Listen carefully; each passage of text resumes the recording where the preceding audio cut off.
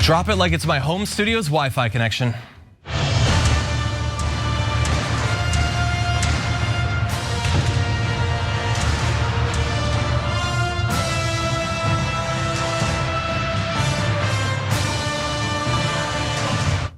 Welcome one and all to the Young Turks. I am John Iadarola, and I am very lucky to be joined on this first hour of the Power Panel with two awesome people who are going to accompany me and all of you through the news. Sharon Reed, Helen Hong, welcome to the show.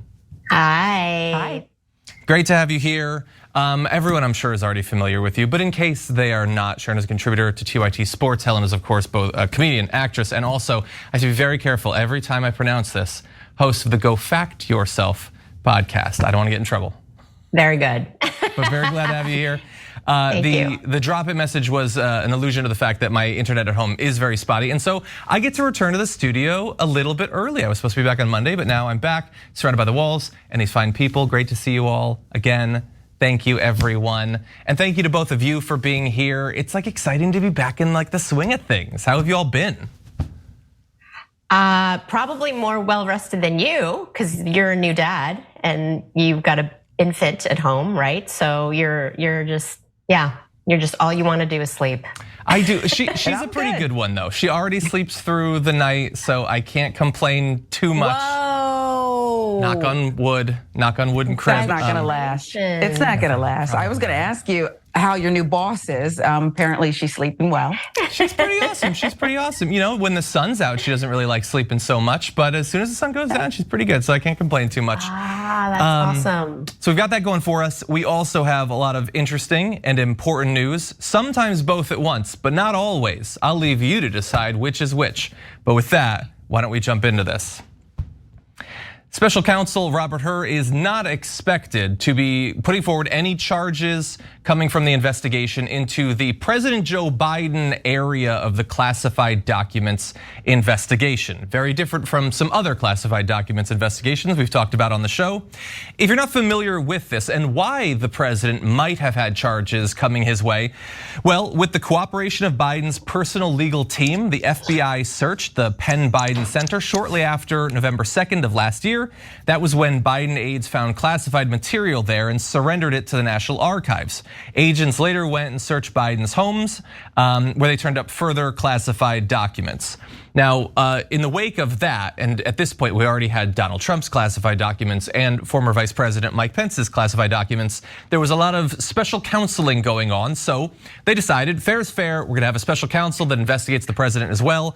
And they not only did that, but they chose Robert Hur, who is a Trump-appointed US attorney, which seems like it would be relevant when making an evaluation if all this is political. Nobody cared. As soon as he was appointed, not a single Republican cared that Trump is the guy who had picked him from then on. But anyway, they are preparing their report right now. The investigation has been going on for some time. It has been exhaustive and sometimes exhausting. They've talked to many people who have had something to do with the classified documents and their movement and storage. And we're expecting that sometime within probably the next 3 months, that report is going to be put forward. And they're expecting that it is going to be critical of President Biden as well as his team, saying that they could have been more responsible, more timely, but it is not expected at this point that there will be charges. There's a lot more to this, but why don't we jump into it? Starting with you, Sharon, what do you make of this? It's nothing to see here, is what I really make of this. We all saw this coming, including the playbook by the Republicans who were for someone and now they're against someone. I think this is a waste of money, to be honest with you. They could have just said, come on over. You want to see my office? It's a mess. Okay, I left a few things around on the floor. Nothing to see here.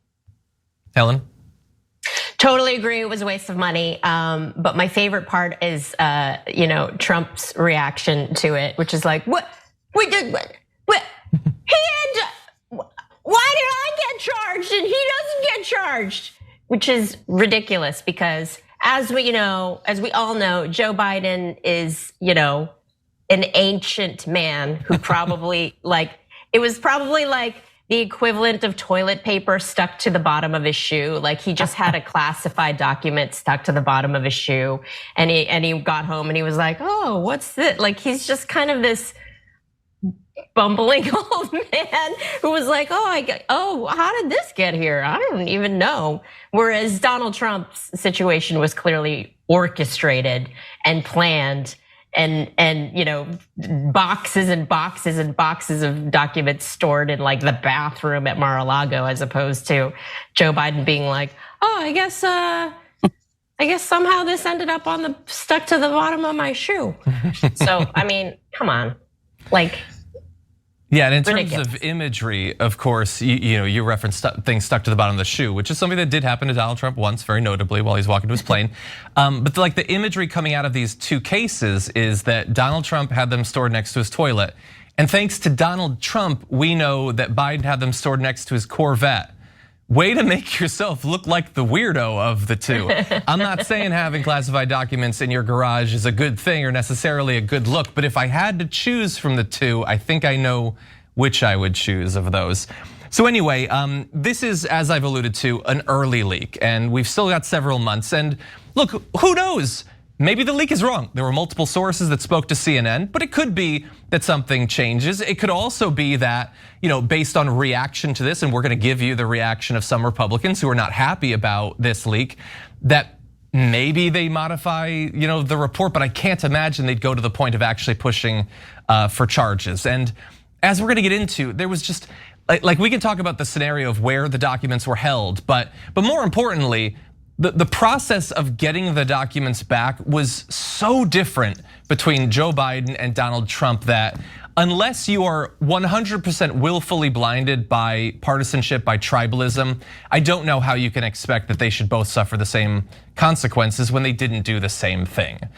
We are gonna get, by the way, to Donald Trump's response. But before we do that, any other thoughts about Biden's side of this? Lock him up, lock him up. I mean, of course, this is not going to end here, and they will say, lock him up, charge him, maybe even death penalty. Oh, Hillary was visiting with her emails. Who knows what they'll say, but it's not going to end, and the fake news will prevail on this one. And depending on who occupies 1600 Pennsylvania Avenue, maybe something will happen. Maybe we will see a perp walk for the senior Biden. I do agree with you, John, about how different the responses were to, like, when it came out, like, oh, you have classified documents, and Joe Biden's camp was like, oh man, our bad, here. Mm-hmm. Yeah, 100%. Well, and notably, here they are. And then, as opposed to the way Trump handled it, it's like night and day. Like they literally were like, oh shoot, our bad. Here you go. Like, sorry about that. Yeah. Right away. And you're actually being a little bit more strict on him than perhaps is even merited, because it wasn't even that they were approached and they said, oh, our bad, and gave it back. Once the Trump stuff was out there, they went looking and they found the documents and they handed them over and said, by the way, you can search literally anywhere else you want, and my cell's always on. You can call me whenever you want. They were going way over the top on trying to be helpful. It was like they were negotiating with Joe Manchin or something. Whereas Donald Trump, of course, tried so many different schemes to hold on to those documents, and still to this day implies that they are his.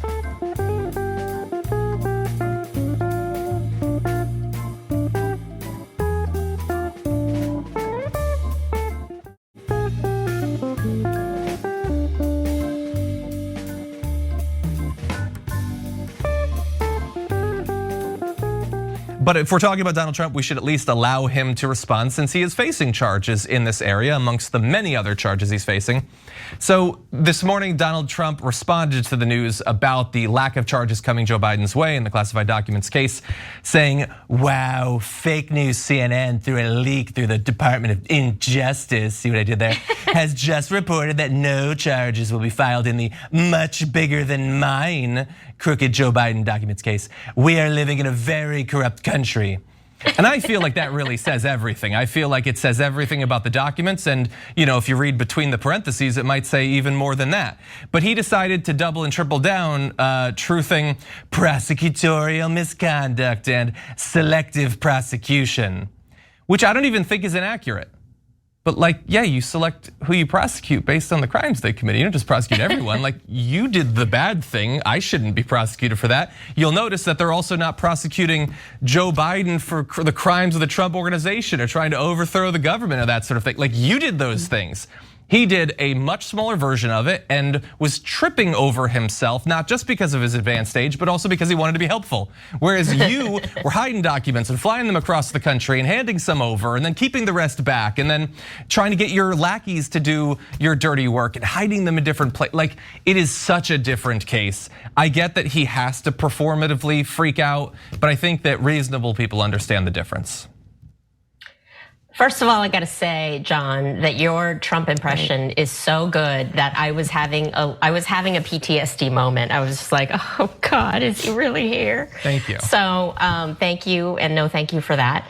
But also, yeah, I mean, he's such a whiny, like, second grader. You know, this just reminds me of like someone in the play field who gets in trouble for tripping other kids, being like, but he brought peanuts at lunch or something. You know what I mean? Like, he's just like, dude, it's apples and oranges. Like, stop being like, why am I the one getting in trouble? Because I'm the one tripping people on purpose when he's not getting in trouble because he didn't.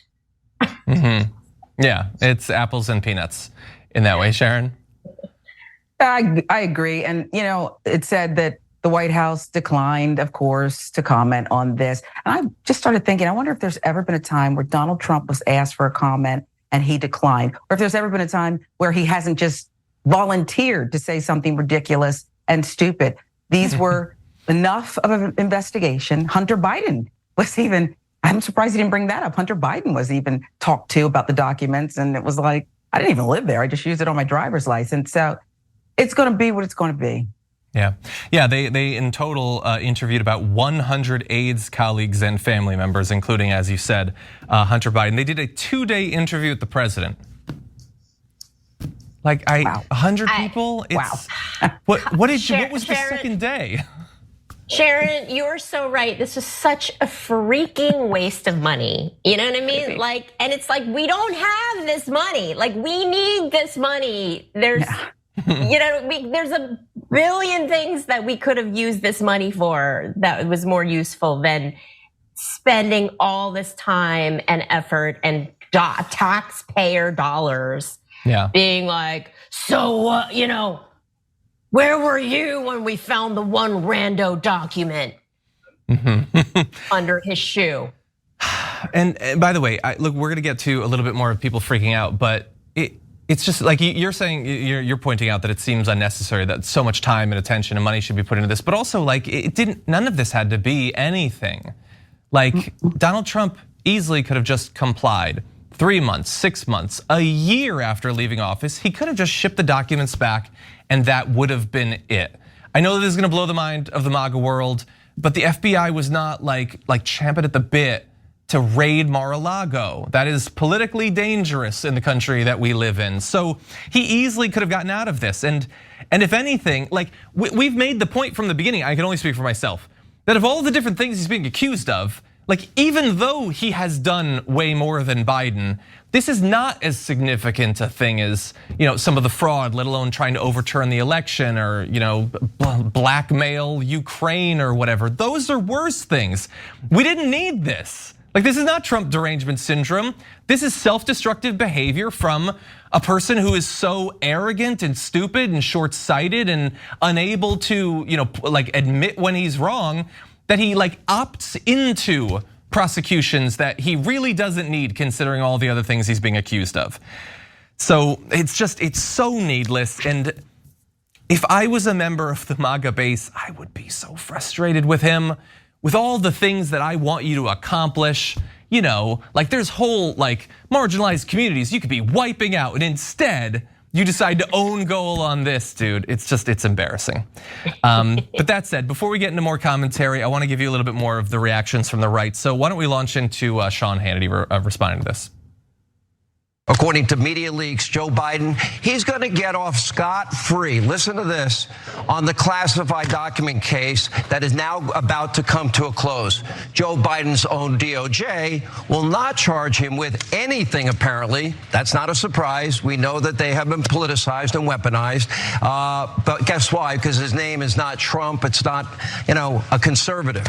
Sad.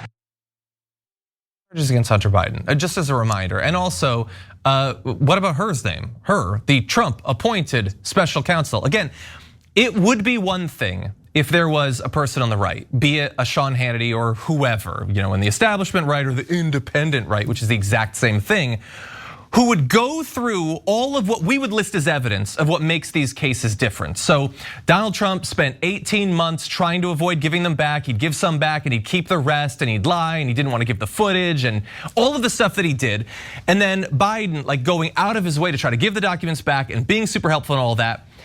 If they had any intellectual honesty, they would go through all of that and show how those actually are not like distinctions with a difference. Like, it doesn't matter at the end of the day if Biden was helpful, he still had the documents. It's that they don't engage with any of the evidence because that would require talking about what Trump did. And it is literally indefensible through their actions, through their unwillingness to talk about this topic. They're showing that they think it is indefensible and they don't want to have to defend it because they'll look as buffoonish as Donald Trump. So they just complain. They bleat about weaponization and selective prosecution and all that, but reasonable people who are not like rabid Team Biden people, that is not who I am, can at least see the distinctions between these. Any other comments from you two, starting with you, Helen? I'm certainly not a rabid Team Biden person, but yeah, this is all ridiculous. And again, to your point about the special counsel, who is a Trump appointee. Like, hello, this is not like, this team was stacked with lefties that are like, oh yeah, we're gonna give him a pass. Like the guy running the show is a Trump appointee. Like that should be the end of it. Like the Trump guy was like, yeah, there's not enough here to prosecute. Sorry, I tried. Yeah. Period. That should have been the end of it. I just think it's unfair, John, that you want Sean Hannity to investigate this thing. It's an hour show, okay? The channel's only on 24 hours a day. And these little details, the audience is not interested in absorbing all that. There's no time. You got to get into the Nutcrackers and stuff. There's a lot to fit into the rundown. Anyway, we're gonna set it aside from now. We'll see if anything changes between now and when the report is actually released and whether Donald Trump actually faces any consequences. Remember, Donald Trump is notably not in prison yet for any of this. He could well get off as scot-free as Joe Biden. With that said, more to come on the other side of this.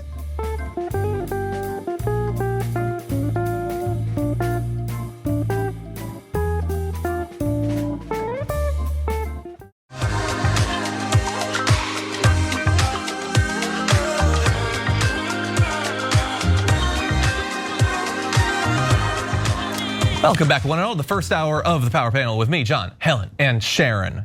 And with that, if you're just joining us now, there is still time to hit the like button. I checked. We've got 38 minutes, but you should hit it on the early side of that. And we have more news to get to, so why don't we do that? Almost 36 members of Congress have now banded together to call for a bilateral ceasefire between Israel and Hamas. That is already drawing condemnation, and not just condemnation, but bucks, or at least promises of bucks to come, because AIPAC, according to a new report, has a plan to spend in just the Democratic primary over $100 million to take out some of those who have signed this call for the ceasefire, members of the squad and others. We'll get to that. But first, I want to talk about the actual cause for the ceasefire, because on Wednesday you had 24 members of the House sending a letter to both President Biden as well as the Secretary of State. And we want to give you just a little bit of what is in that call. They say, we write to you to express deep concern about the intensifying war in Gaza, particularly grave violations against children, and our fear that without an immediate cessation of hostilities and the establishment of a robust bilateral ceasefire, this war will lead to a further loss of civilian life and risk dragging the United States into dangerous and unwise conflict with armed groups across the Middle East. Seems like a reasonable concern considering the last 2 decades of American foreign policy. They go on to say, we reaffirm our unequivocal condemnation of the Hamas attacks on Israel that took place on October 7th. We also share dire concerns with the ongoing Israeli response, in which the Israeli Defense Forces have killed over 11,078 Palestinians, nearly half of whom have been children. Now, there are a lot of people on that list. Some of them standouts that you're not going to be surprised to find out are signatories, including Representatives Tlaib and Ocasio-Cortez. But on top of that, you also have Representative Becca Balint, who became the first Jewish member of Congress to call for a ceasefire as well. And that is notable, particularly because some of the previous comment from the representative went in a slightly different direction. So early on, Balint had said that Israel's right to defend itself against the unprecedented surprise attack against them is basically absolute, that's what we should be focusing on at that point. But now we have in this op-ed, I wanna give you sort of the evolution. It says, I'm 1 generation removed from the horrific trauma of the Holocaust, which impacted my family and reshaped the world. Like me, there are thousands of American Jews that share a deep emotional connection to Israel because of what it meant for the survival of the Jewish people in the face of extermination. This same history also drives so many of us to fight for the protection of Palestinian lives. I do not claim to know how to solve every aspect of this decades-long conflict, but what I do know is that killing civilians and killing children is an abomination and categorically unacceptable, no matter who the civilians are and no matter who the children are. And let me just add same for all of that, from the initial attack, which was utterly horrendous. I love the historic context that Representative Balint adds, and then talks about why there seems like there should be a natural connection between your desire to protect civilians on both sides of this conflict. And so it is good to see that. So we have overall 34 members of Congress calling for a ceasefire. Just 1 senator though, that is Senator Dick Durbin. None others have joined them, including Bernie Sanders, who sort of like doubled down on not using that terminology, saying, I am not quite sure how you would negotiate a ceasefire with a terrorist organization that is dedicated to perpetual war. And as a practical matter, long term or even medium term, yeah, that might well be difficult. But it would be really nice to have it for as long as is possible, even if that's a short time. Dozens, hundreds, perhaps thousands of lives could be on the line, even with a brief ceasefire. And that certainly seems like something worth engaging in a little bit of experimental diplomacy over. That said, I've thrown a lot out there. Sharon, I wanna start with you. What are your thoughts about some of these recent developments? I think that when you lead with, well, I'll say it, bullying, money, force, it's never going to end. And we're in a climate worldwide of polarization. And so when a representative makes a measured, not even careful, just a decent measured statement, I think it deserves more attention than that. Respectfully, Senator Sanders, he's talking about the terrorist organization. Others are bringing up the Palestinian people. And I think that when you have children, babies dying, and you have people who have lost everything, including lives, so many of them on both sides of this. I'm not making any kind of moral equivalency about how we got here with this incident in October, but it's just, there's a time that you have to give people a seat at the table, and threatening and bullying and using gobs of money, more money, I guess, than maybe perhaps will ever be used in this way. What are you really going to accomplish? Helen? I am so disappointed in Bernie Sanders, and I am so impressed by Representative Rebecca Balint, that's her name, the Jewish representative who's calling for a ceasefire, because it is, this whole issue, I feel like logic and reason has left the building with this entire issue. Like, people who I normally consider sane, reasonable, thoughtful, intelligent people are they're just like, no, ceasefire, and it's like, no, you know what? 2 things can be true. A, we can call for a ceasefire to stop killing children and babies. And we can also be pro-Israel and anti-Hamas. Like, why are we conflating these two things? Why is calling for a ceasefire automatically make me anti-Semitic or anti-Israel or pro-Hamas? Like, two things can be true, people. And I feel like, people who would normally be able to see that and speak to that in a reasonable way, it's just like, I don't know what it, I mean, I'm sure I know, there's all this history, with the Holocaust and stuff, but also the money, let's face it, there's money behind a lot of this. Who's giving the money where? And I just can't believe more people are not speaking out. Like I personally have lost a few thousand followers on my Instagram account because I've said because I posted a video of clearly a Palestinian child who had been injured and attacked and who was the same age as my nephew, and it broke my heart. And I literally just reposted a video of this suffering toddler, and I hashtag ceasefire now, and I lost like 3,000 Instagram followers because people just can't. Like logic and reason has left the building in this whole issue, I feel, and I can't believe it. I can't believe it. It really does feel like that. And by the way, I don't know Representative Becca Balint, but being the first Jewish member of Congress, I imagine this is an incredibly difficult thing to do. I can't imagine what messages she's getting, not necessarily just from randos, but from colleagues, from perhaps family members. Like there's, as you point out, there's just so much vitriol and there's so little willingness to extend like a quantum of grace in any of this.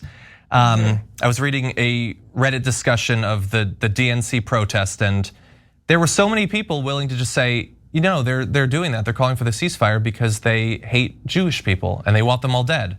And I thought, I don't think that's probably it. Many of them are Jewish that were in the protest, so that's probably not what it is. I don't feel like that's driving. Like there's so little willingness to extend any grace, and I understand that is not true only of one side. I am sure when I talk about this issue, I'm sure I could do better, and I will try to. But we're not in the realm of the hypothetical right now. We're not in the immediate aftermath of the horrendous attack of October 7th with an idea of what the strategy is going to be, talking about hypotheticals of, no, there should be a ceasefire because what if people die? We're not there. Over 11,000 people have already died. And if that doesn't get through to you, if that doesn't cause you to take pause, and even if somehow it doesn't get you to favor a ceasefire, if that doesn't cause you to at least want to reassess the strategy, then I would put forward that perhaps nothing will. But it's truly horrendous to me. It is good to see that we have at least 8% of the House. No, not even less than that, being willing to call for a ceasefire. One senator. You can't get two senators to rub together on this. It's amazing, but we might soon have even less dissension because, as I said, there's now this report, although AIPAC disputes it, that they are going to put more than $100 million into the Democratic primary to take out some of the most vocal critics of Israeli policy and military strategy. So close watchers now expect, according to Alexander Salmon of Slate, expect them to put $100 million forward, largely trained on eliminating incumbent squad members from their seats. So look, the members of the squad have been challenged in basically every election. They to some extent challenge entrenched power, so that's not surprising. But now there's going to be a lot more money that goes towards it. Bush, Bowman, Lee, and Omar have drawn primary opponents already. Many of them are safe blue seats. We will see, how they can ward off these sorts of challenges. But $100 million is a lot of money, and it's almost certain that they will be able to raise money, to counter that. I don't know if they'll be able to counter $100 million. And notably, while the Democratic caucus generally says that they support their incumbents, that's why they don't support primary challengers to people like, Representative Henry Cuellar or something. It doesn't seem like they're super concerned about this massive war chest being rumored to target some of their most outspoken and in some cases popular members. So it's sort of weird where they lock arms to protect the incumbents and where they're like, well, let's see how this goes. But I want to read, to be fair, a spokesman from AIPAC saying, we are reviewing a number of races involving detractors of Israel, but we have made no decisions at this time. I'm not going to, like beat a dead horse, but I will give a brief version of what I always say, which is challenging government policy, particularly of a party or a governing coalition that is as unpopular as it is in Israel. Criticizing a military strategy is not criticizing a country or a nation or a people or a religion. That's not how it happens. That's how propaganda works. And I hate that, the way that people throw those terms around. But AOC responded to this saying, criticism of the Israeli government, and she's specific, is virtually non-existent in US politics, but apparently that's not enough. Got to spend 100 million to unseat the few who believe in Palestinian human rights and a ceasefire that most Americans already support. That's true, the polls bear it out. The acceptable level of dissent is 0. And look, we cannot be too surprised. This is what money in politics is for. Massive sums of money from a variety of different groups that are raised to counter like the popular will. It's not about engaging in persuasion and trying to rally people to your cause. It's flooding the zone in the election, largely with misinformation. And so we're looking at another round of that. Helen, I apologize, I went on for a long time there. This whole thing frustrates me. What are your thoughts? I mean, this is the thing this is why I'm so disappointed in Bernie Sanders, is because as many of you know, I was an active campaigner for Bernie in both 2016 and 2020 for him to get the presidency. And I often encountered people who said, Jewish people who would say, oh, he's anti-Semitic. And I'd be like, he's Jewish. And they'd be like, no, he's anti-Semitic because, and I'd be like, why? And he's like, oh, because he likes Palestinians. And I'd be like, oh, do you mean the one time he said Palestinians are people too? And that's, and that's kind of where we are for some reason now, like saying Palestinians are people too. Palestinian babies don't have nothing to do with Hamas and had nothing to do with the attack on Israel on October 7th, which was horrendous, and Hamas is horrendous. But why are we bombing babies that happen to be in geographic closeness to Hamas? You know what I mean? Like, it's just, it's so like, people, please, like, I keep going back to like, two things can be true, and we can accept that we shouldn't be bombing babies anywhere. Like when you say never again, you can't say never again for one group. It's got to be never again across the board, right? Never again genocide, period. I think we should all be on board with. And that's not what's happening right now. It's like, just because I say I don't think Palestinian babies deserve to die doesn't make me anti-Semitic or anti-Israel. Yeah. Like, two things can be true, people. I couldn't agree more. And this litmus test for who's anti-Semitic, ceasefire, I guess, is the question. And if you say you want ceasefire, then there it is. There's the litmus test for it. When 66% of Americans say we don't want to see any more of this, we want something to be figured out. To me, it means that we don't have the right leaders. We kind of knew that before, but it's like putting a punctuation mark at the end of this thing. I think laser focus should be on the Democratic Party and the leadership when they are crickets, won't stand up for these incumbents. It seems that both sides, I was going to say, the Republicans, they don't agree with you, got to wipe you out. You're not allowed to stay here. But look at the Democratic Party and what they're not saying and how they're not helping here, because I believe they don't want dissent either. They are tired of those 8 people in their ear. They wish they would just capitulate. And since they won't, well, it might not be such a bad thing to let the other side do our dirty work. Yeah, well, risky game, considering what the polls show, particularly amongst younger voters, particularly with Joe Biden already so unpopular, particularly with the really difficult Democratic Senate map in 2024. Feels like you might want to show the people that you're hearing them, but we'll see. We've got about 3 dozen. Perhaps that will grow over time. The only question is how many civilians need to die before that happens. Okay, let's briefly jump into one more little update to a story that's been discussed on the show before. A little bit of good news for once. The Supreme Court earlier this week refused to revive a Florida law designed to restrict drag shows in the state. If you don't remember the origins of this, the case began when an Orlando restaurant, Hamburger Mary's, sued the state. In response to that, a district court judge in June sided with Hamburger Mary's and barred state officials from enforcing the law in a preliminary order. That ruling found the statute likely violates the First Amendment, in part because its vague language does not define lewd conduct or lewd exposure, and it was, quote, specifically designed to suppress the speech of drag queen performers. Now, of course, it wasn't written to specifically do that or for you to know that that's what the goal was, but it's clear that that's what the goal was. And all you have to do is listen to literally any of the politicians involved in it in their enthusiastic public appearances over the course of years where they have demonized and lied about drag performers. But there was a question, will the Supreme Court side with the lower court? And thankfully they did. In a statement accompanying the Supreme Court order, two justices who were in the majority though, this Kavanaugh and Barrett, said their refusal to reinstate the Florida law does not reflect their view about whether it violates the First Amendment. So theoretically, they're protecting the performers' First Amendment rights while signaling to the country, we still might be down to have people's First Amendment rights be restricted purely because of the art form they partake in or the community that they're a part of. So stay tuned for developments in that area. You also have three other justices, Thomas, Alito, and Gorsuch, who indicated that they would have allowed the law to take effect while the litigation continues. So theoretically, other perhaps state laws, a new version of this in Florida, maybe the Supreme Court would be willing to play ball with that. But this is, at least for now, a good development coming out of the Supreme Court, a Supreme Court that has not provided many of those to us over the past few years. Sharon, what do you make of that?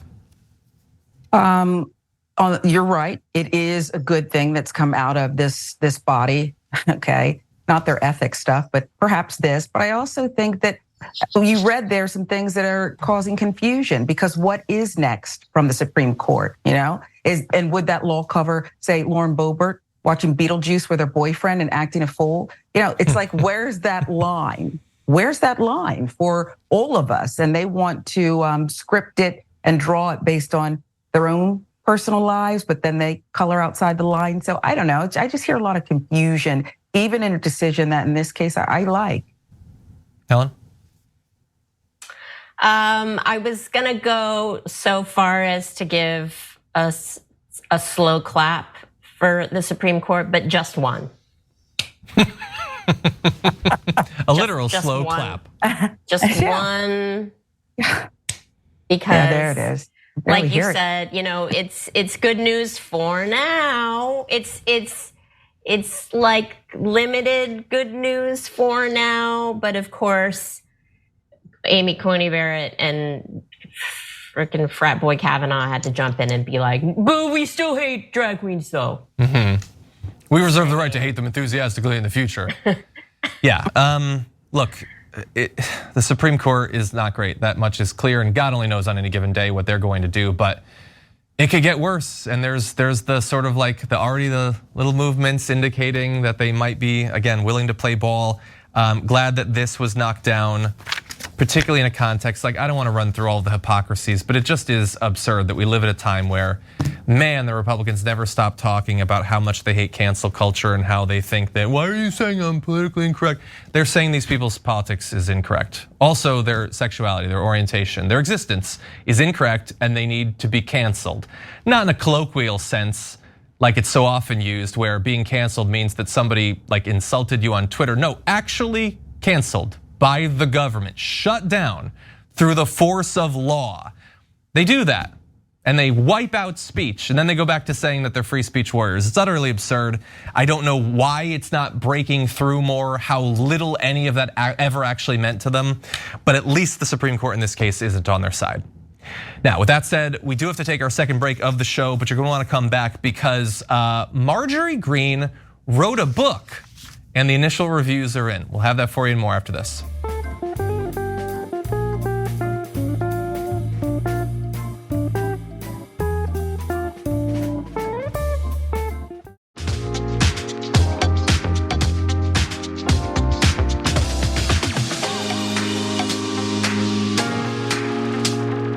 Welcome Welcome back to the Power Panel, everyone.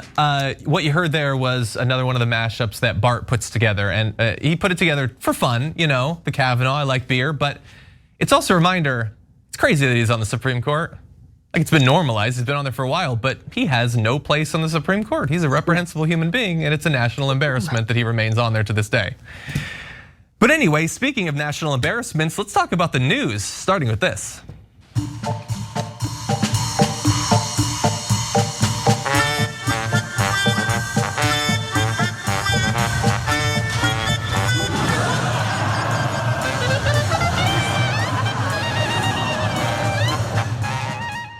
That doesn't have much to do with this story. I just love it, and the music editing, no notes, it's perfect. But what you saw there was, of course, Representative Josh Hawley, who is fleeing the abhorrent violence on January 6th after notably earlier giving like the raised fist to the mob that he would eventually be fleeing for his life from. Well, that seems like an amazing just crystallization of cowardice. But Marjorie Greene thinks that she has other examples that deserve just as much attention. So she's written a book, she did it. She sat down and she wrote it. She like wrote it out or typed it. It was her that did it. Incredible. Definitely, yeah, all the words. She wrote all of the words herself. She did that. Which is impressive for someone who can barely read. That's a good point, yeah. Anyway, the book is called MTG. Did you think at all of a real title? That's what you went with? Anyway, okay, whatever. Look, we don't have the book, but The Guardian has the book, and they're already publicizing some of the claims that she makes in the book. And so some of it has to do with yet more misinformation around what happened on January 6th. And it's opportunistic misinformation, as it so often is, because she is lying about what happened on January 6th specifically to make the Democrats look bad. So she says, describing January 6th, several of the Republican congressmen said, "We're going to stay right here and defend the House chamber." As they began barricading the door with furniture, I noticed not one Democrat was willing to stay to defend the chamber. So the idea there is, look at these cowardly Democrats. These like man's men Republicans are willing to stop, again, the conservatives on the other side of the barricades from coming through and killing people, but not the Democrats. The issue is that that's just not true, and we already know that it's not true, because in the wake of January 6th, there was a lot of attention paid to what was going on there, and we got the casual testimony of a lot of representatives who were involved in that. And so we know there were people like Representative Jason Crow, an Army combat veteran, who talked about what he got up to during that time. He said, "I got into ranger mode a little bit. Most of the members didn't know how to use the emergency mask, so I was helping them get their emergency masks out of the bags and helped instruct a bunch of folks on how to put it on and how to use it. I wasn't going to leave the House floor until every member was gone, so I waited until we were able to get everybody out." Allegedly was the last representative out of the room. I guess in her defense, Greene didn't see that because she was already out of the room at that point. He was still waiting. But just like completely ignoring it. Now, he goes on and says, Marjorie Taylor Greene doesn't exist in the same reality as the rest of us. We've known that for some time. For those of us who were there on January 6th and actually defended the chamber from violent insurrectionists, her view is patently false. She doesn't know what she's talking about, which definitely seems true. And there are others. Raul Grijalva, we'll get to what he had to say, but like this is perhaps, I guess, the least important thing about what happened on January 6th is who had bravery, but she can't help but lie about it. So add this to the mountain of other lies that she has told about January 6th. Sharon, what do you think? He's very mean. I mean, she also called them fat, basically said they were out of shape, and old ageism too. They could not run fast enough to escape. They had bags over their heads because they were afraid of tear gas. It's just mean and stupid. It's just really stupid. What do you say about, is it in the fiction section? Is that how you get it? It's just not, she knows it's not true, okay? Stop calling people fat. It's in the trash fantasy section. Like not even good fantasy, trash fantasy section. I can't believe it. I mean, I'm still trying to get over the fact that Marjorie Taylor Greene actually expects anyone to believe that she wrote this book. But whatever she's paying her ghostwriter. And yeah, she's like, why do we even listen to her? She's just Like, what were they supposed to do? Like, you're not allowed to bring arms into the Capitol building, right? As far as I know, you're not allowed to be armed inside of the Capitol building. And so did she expect that they were supposed to just be like, put them up? Yeah. Some of these people that were coming in did have arms, and they had bear spray and batons, and they were like taking baseball bats to the heads of security guards and stuff. Yeah. And let's not forget, like, there were guards that died, from in this mob. So like, where were you, Marjorie? Like, what were you doing? Were you doing the put 'em up thing? Like, come on. She was knocking out a set of pull-ups. Yeah, the entire thing is ridiculous. And again, it's another demonstration, by the way, of what we constantly see and is not often pointed out, is the wanting to have your stupidity cake and eat it too on the right, where like they'll say COVID is a Chinese bioweapon. How dare the Chinese send a bioweapon to our shores? And then when it's here, what should we do to stop people from getting sick with it? Nothing. It's just why are you worried about it? Why are you talking about it? You want me to put on a mask just to avoid the Chinese bioweapon? In this case, like, why weren't they at the barricades with us defending against the mob? The mob that did nothing wrong, by the way. They were just sightseers. They were just tourists walking through. And why wasn't everyone there to stop them? You should have had pikes raised, ready to take their charge. They weren't doing anything wrong, though. They were just citizens who were concerned about the election. I know, like, can anyone be consistent, please? I'm not even saying the stance you take has to make sense of itself, but just take one stance. How about that?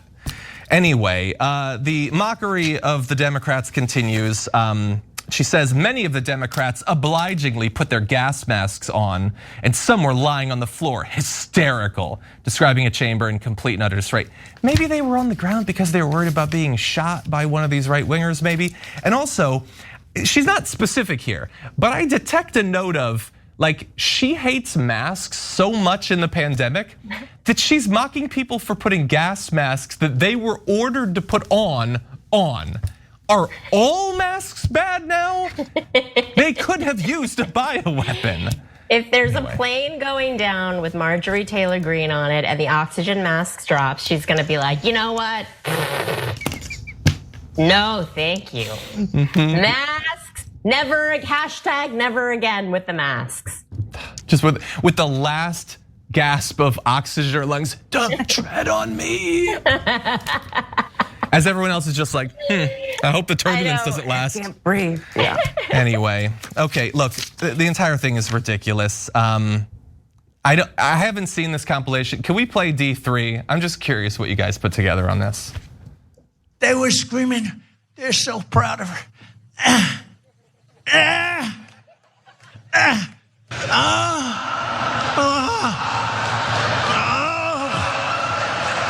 You can do it, baby. I love you so much. And it's bad news. Bad things are happening. Mom, I'm sorry.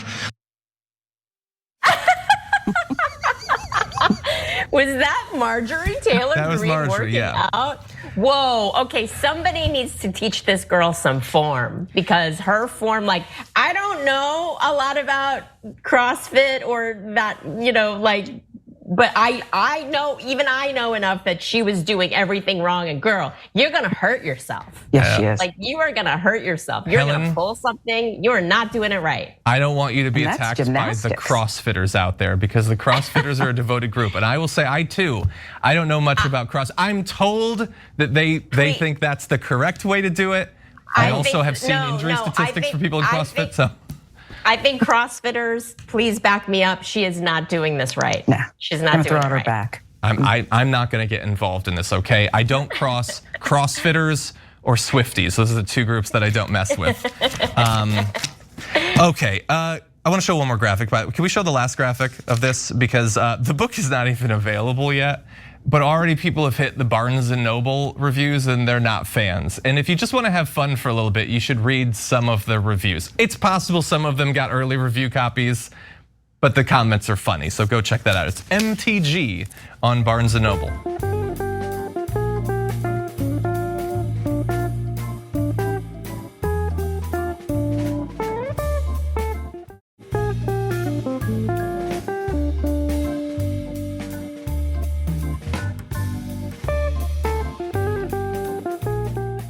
With that said, I think we have just a couple of minutes. So why don't we jump into, it is that time of year again, the launch of the war on Christmas. Let's take a look. We're witnessing the Dylanization of corporate America. Companies are committing financial suicide one after the other. We all remembered what happened to Bud Light. And Disney got all weird, started sticking their nose in politics, and then their movies started flopping. Then there's Target. They were selling a line of clothes for trans toddlers. Tuckums, yes, Tuckums. Their stock tanked, down 9 billion over the summer, but they didn't learn anything. It's the Dylanization of corporations making very mild, limited overtures to diversity and representation, which they had never done before the Dylan affair. I honestly believe that that's what he thinks is going on.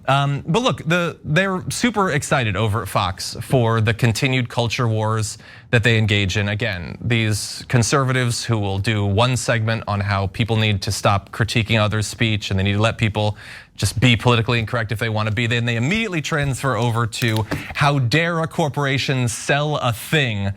Well, you can see that he's mad. What is he mad about this holiday season? Take a look. Gay Nutcracker, complete with a rainbow hat, a trans flag, full price, $12, but right now it's on sale for $8. Target also sells Santa ornaments, but Target's Santa is in a wheelchair and is black. And it's a good thing our chimney is wheelchair accessible, so Jesse Jr. is gonna get all the gifts he wants. You get it? It's because they would have trouble operating as Santa. Isn't that funny to what I have to imagine is an audience that he thinks doesn't include any conservatives who are disabled in any way or in any way, movement like limited, like I don't understand the casual desire to insult members of your own audience, but it's an unending thing. Anyway, they have to be angry about something. So they went and they tried to find something that like everyone would agree is unacceptable. They can't. What they found is a nutcracker and a black disabled Santa. And he can't even tell you what is wrong about that. He just says it, puts up the picture, and you're supposed to fill in the blanks of why that's a bad thing. And for the many like conservative men who are watching this, they're just steaming over this. They're trained to be alphas, to be strong, and they're spending their time being mad about things that they would never buy. I don't get any of this. Helen, can you explain this? Why is this such a big issue for these people?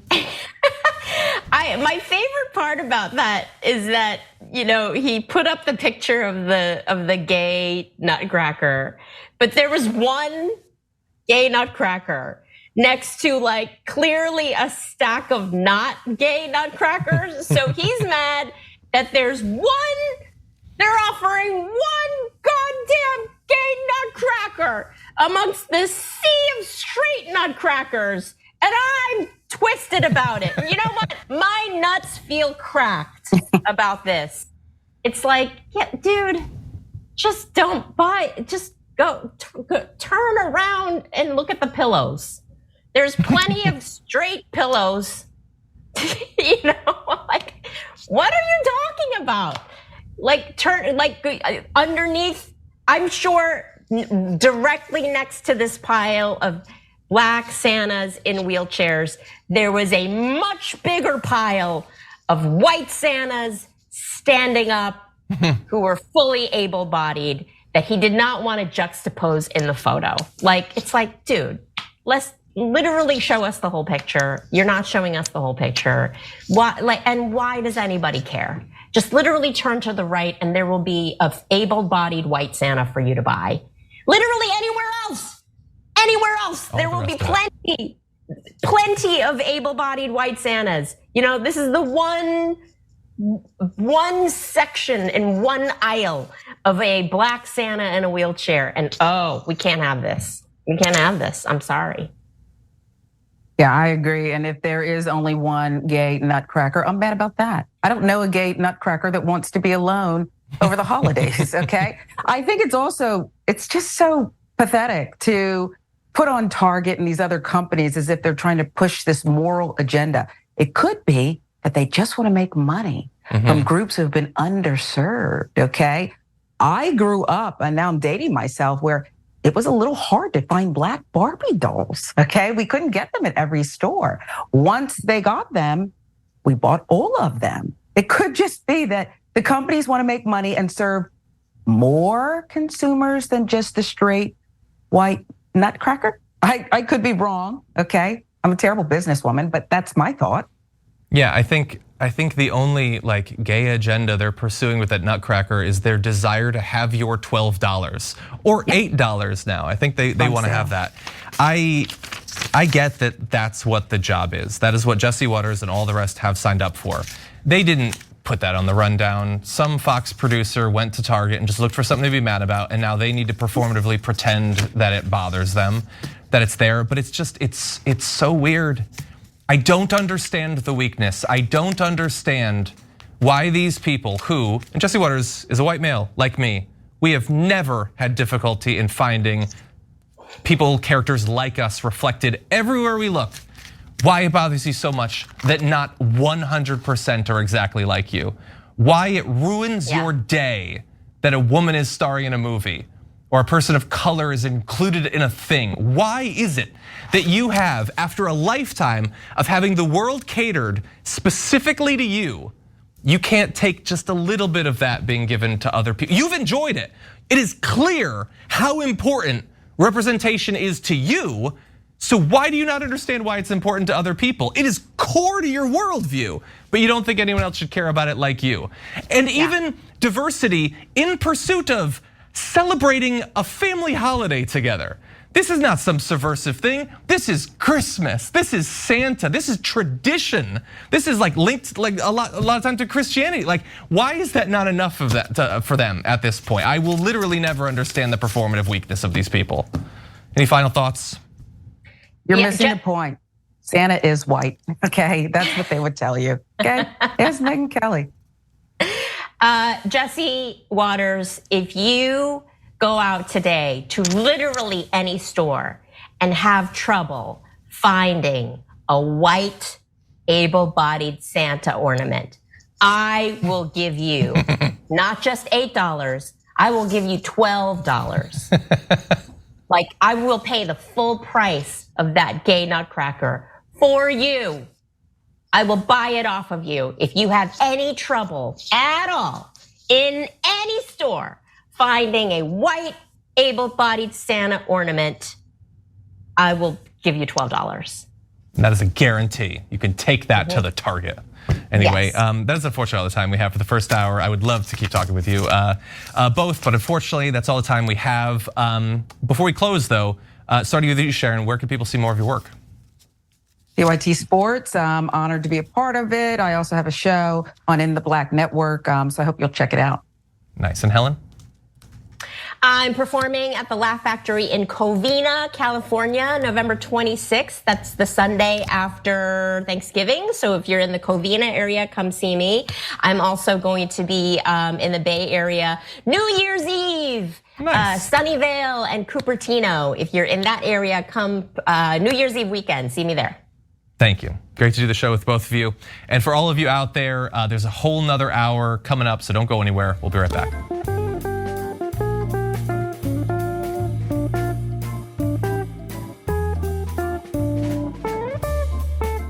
Thanks for listening to the full episode of The Young Turks. Support our work, listen ad-free, access members-only bonus content, and more by subscribing to Apple Podcasts at apple.co/TYT. I'm your host, Cenk Uygur, and I'll see you soon.